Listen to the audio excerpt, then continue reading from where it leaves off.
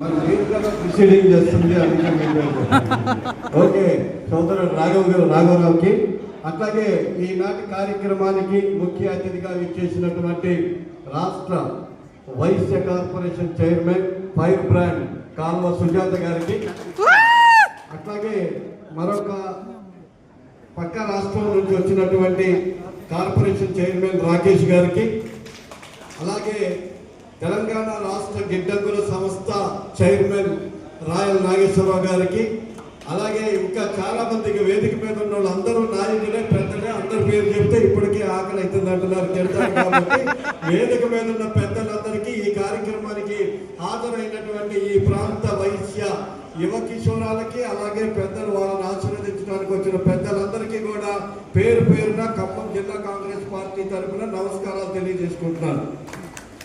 చాలా సంతోషం.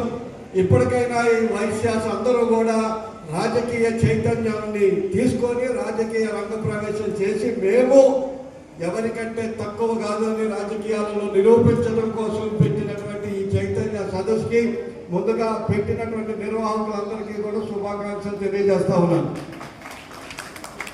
తర్వాత ఖమ్మం జిల్లా ఉమ్మడి ఖమ్మం జిల్లాలోనే ఒక గ్రామ పంచాయతీ అయినటువంటి వైరా మేజర్ గ్రామ పంచాయతీ అయినటువంటి వైరాలో నేను చాలా చిన్న వయసులో ఉన్నప్పుడే ఈ గ్రామం అంటే 1984 ఆ ప్రాంతంలోనే వైరా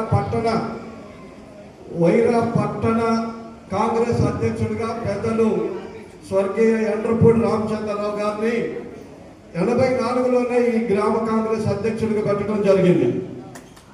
ఆనాడు మేము నిరంతర పోరాటం కమ్యూనిస్టులతో చేసేవాళ్ళం.